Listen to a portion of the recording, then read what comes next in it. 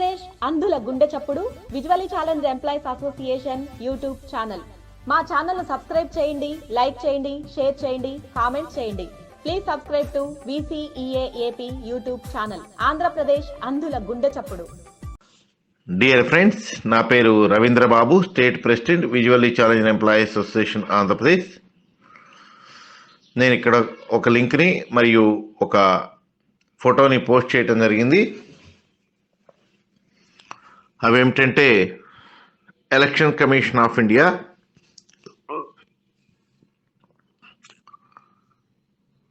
దేశం మొత్తం పార్లమెంట్ ఎన్నికలకు సిద్ధమవుతున్న వేళ అన్ని రాజకీయ పార్టీలకు దివ్యాంగులను కించపరిచేటువంటి కొన్ని పదాలను వాడవద్దని స్పష్టమైనటువంటి ఆదేశాలను ఇవ్వటం జరిగింది. ఏమిటంటే గనక కుంటి, గుడ్డి, చెవిటి, మూగ ఇటువంటి పదాలను,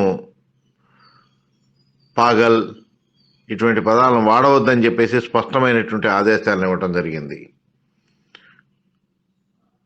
అంటే ఈ రాజకీయ నాయకులందరూ వాళ్ళ ఫ్లోలో భాగంగా వాళ్ళ యొక్క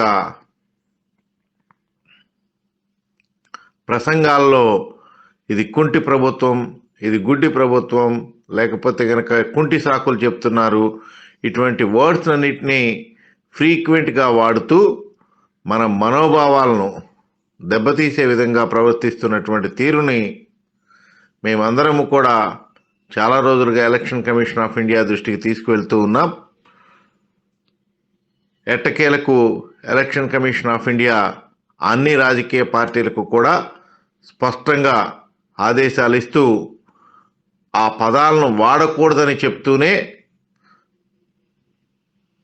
ఏ రాజకీయ పార్టీ యొక్క భారతదేశంలో ఉందో వారి యొక్క అఫీషియల్ వెబ్సైట్లో, పార్టీ అఫీషియల్ వెబ్సైట్లో మేము దివ్యాంగులను గౌరవిస్తున్నాము అనేటువంటి స్పష్టమైనటువంటి పదాలను చేరుస్తూ వాళ్ళ వెబ్సైట్లను మార్చుకోమని చెప్పేసి కూడా స్పష్టంగా ఆదేశాలు ఇవ్వటం జరిగింది. కాబట్టి రేపు ఎవరైనా ఇటువంటి పదాలను వాడకుండా ఉండాలి అంటే కనుక ఏదైతే కేంద్ర ప్రభుత్వం జారీ చేసినటువంటి ఆదేశాలు, ఎలక్షన్ కమిషన్ ఆఫ్ ఇండియా జారీ చేసినటువంటి ఆదేశాలు ఏవైతే ఉన్నాయో వాటిని ప్రతి ఒక్కరికి మనం వైరల్ చేయాల్సినటువంటి బాధ్యత సంఘాలుగా మన మీద ఉంది. కాబట్టి మీరందరూ కూడా ఇక్కడ నేను తెలుగులో ఏదైతే కనుక ఎలక్షన్ కమిషన్ ఆఫ్ ఇండియా ఇచ్చినటువంటి ఆదేశాలు ఉన్నాయో ఆ తెలుగులో ఆ ఫోటోని పోస్ట్ చేయడం జరిగింది. అలాగే ఈ లింక్లో స్పష్టంగా ఇంగ్లీష్లో ఆ యొక్క ఆదేశాలకు సంబంధించినటువంటి క్లిప్పింగ్ ఉంది.